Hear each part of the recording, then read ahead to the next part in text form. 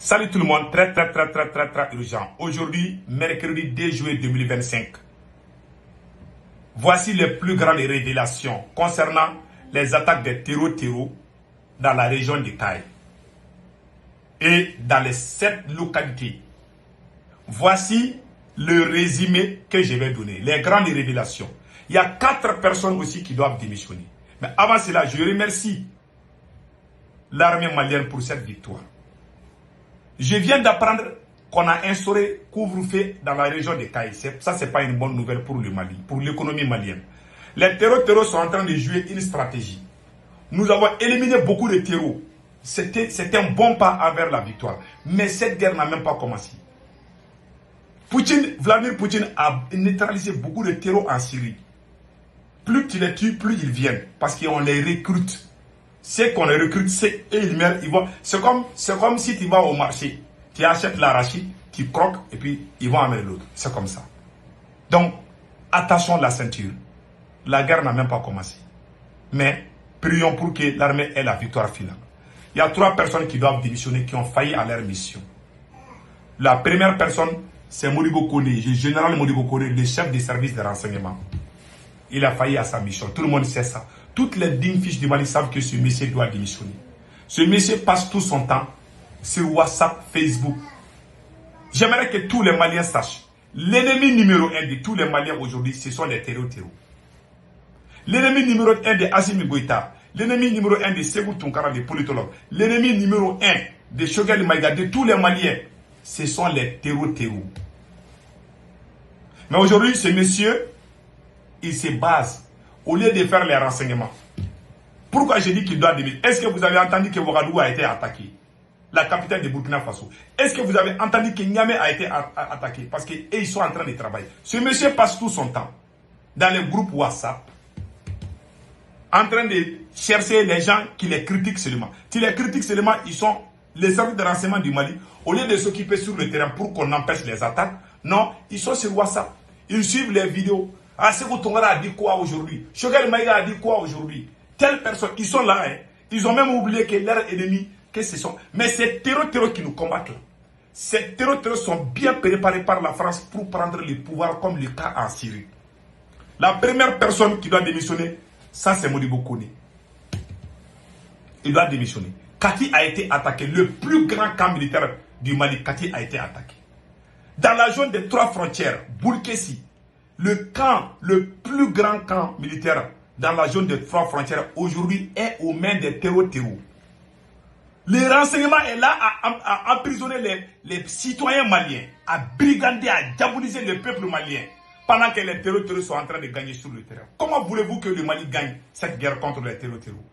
Bamako a été attaqué pendant que le renseignement est là et lui il est en train de dormir. Bamako a été attaqué, l'aéroport de Bamako a été attaqué, la gendarmerie a été attaquée. Voilà la première région aussi, on vient de mettre couvre-feu là-bas aussi. On vient d'instaurer le couvre-feu dans la première région.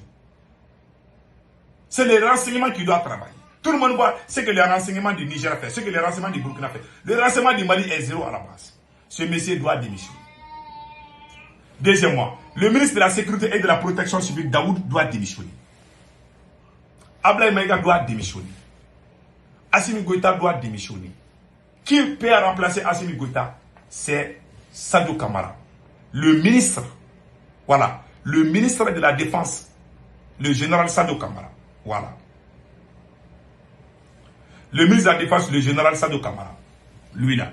C'est lui qui peut unir tous les Maliens aujourd'hui. Si vous ne voulez pas aller à la CPI, si vous pensez que le Mali c'est pour les 5 généraux, vous n'êtes pas les seuls qui avaient fait ce combat. Si vous continuez sur ce chemin, le Mali n'est pas fait pour être dans un clan. Si vous clanisez ce combat, vous allez perdre. Je me rappelle bien, le président Vladimir Poutine a appelé. Poutine a conseillé Bachar Assad de libérer certains prisonniers politiques. Le président syrien a refusé de libérer des prisonniers politiques. Parce qu'en Syrie, ce qui se passe au Mali, c'est la même chose en Syrie. Poutine a dit à Bachar Assad, si vous ne faites pas la paix avec certains citoyens syriens, vous allez perdre ce combat. Les gens qui sont mécontents sont allés se rallier au terreau. C'est pas pour dire que les terreaux ont pris le pouvoir en Syrie, parce que les populations qui se sentent rejetées sont allées rejoindre les terreaux.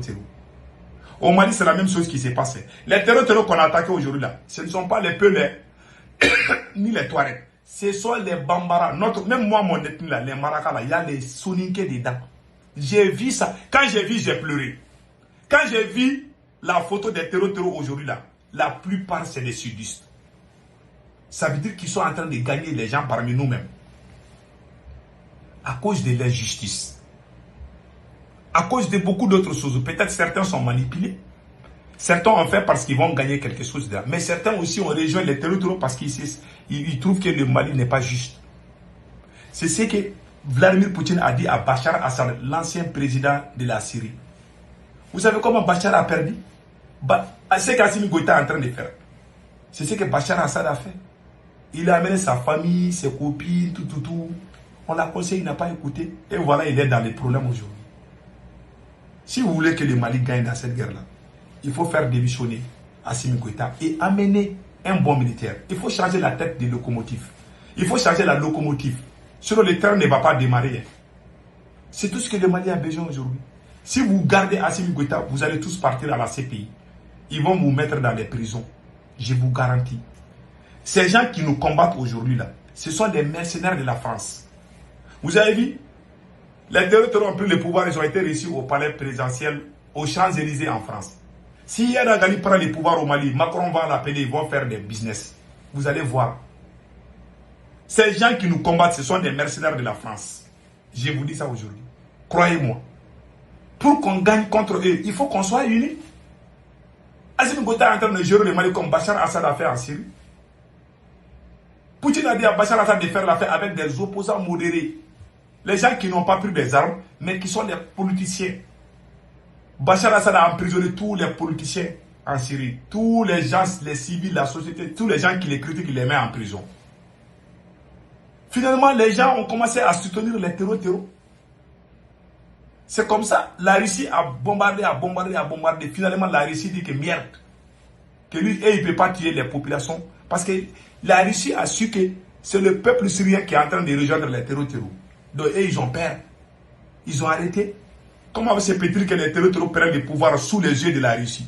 Parce que les terreaux qui ont pris le pouvoir en Syrie étaient soutenus par la population syrienne. Parce que le président qui était là était médiocre. Assimi Goïta a mis ses parents partout. Sa copine, sa maîtresse, tout le monde. Ses parents, c'est pas possible. On peut gérer un pays comme ça.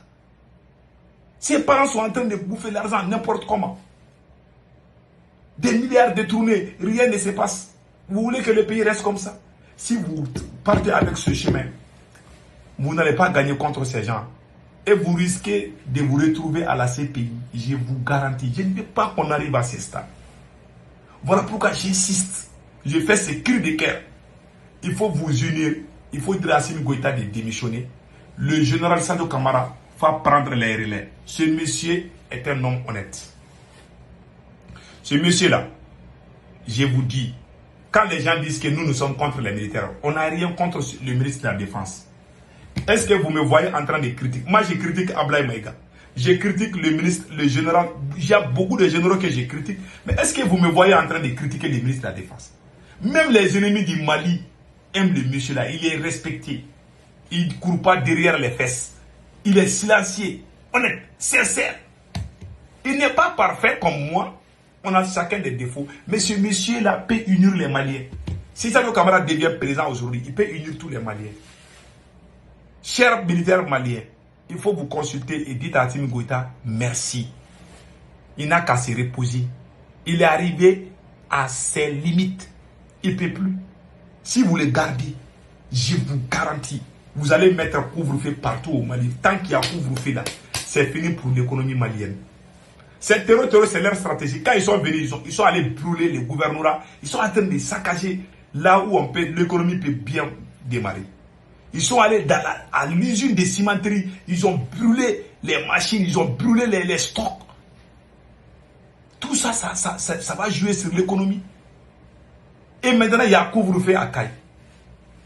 Caille est dans les problèmes.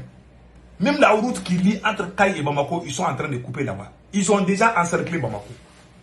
On les a massacrés, on les a bien frappés aujourd'hui là, mais ils ne vont pas abandonner. En Syrie, mais l'armée russe a bien bastonné les terroristes en Syrie. Ces gens-là n'abandonnent pas, oui. Ils n'ont pas peur de mourir. Nous, on a peur de mourir et ils n'ont pas peur de mourir. Vous allez les arrêter et d'autres vont venir. Mais ce qui m'a fait mal, je vois beaucoup de terreaux aujourd'hui qui sont des Suds, qui sont des Bambara, des Maraka, c'est pas possible. Des Maraka, des Maninga, j'en ai vu beaucoup. Et ça fait peur. Que Dieu sauve le Mali. Vraiment, ce monsieur-là, il a été élu. Sadio Kamara, le ministre de la Défense, a été élu la personnalité la plus influente de toute l'Afrique. Et enfin, je m'excuse, du Mali. La personnalité la plus influente du Mali, c'est Sadio Kamara. Ça, ce n'est caché à personne. Que Dieu bénisse le Mali. Et il y a d'autres révélations peut-être qu'on va vous faire. Mais Inch'Allah, à un autre jour, on en parlera. Donc, je n'ai rien contre qui que ce soit. Si Assimi Goïta reste, le Mali va tomber. Si le Mali tombe, tous ces 5 généraux vont se retrouver à la CPI. Assimi est arrivé à ses limites. Il a menti. Tous les mauvais caractères qu'on peut imaginer à une personne, Assimi Goïta, il ment. Il ne respecte même pas les lois de son pays. Il n'a aucun respect envers le peuple. Il a juré. Il ne respecte pas ses engagements. Comment quelqu'un qui est corrompu, et d'abord il est corrompu, Assimi Goïta est corrompu. Deuxièmement, il ne respecte pas ses engagements. Troisièmement, il a clanisé le pouvoir. Il a mis ses familles partout. Et vous voulez que le Mali avance? Non, le Mali ne l'annule pas avec ce monsieur. Que Dieu protège le Mali. Amen.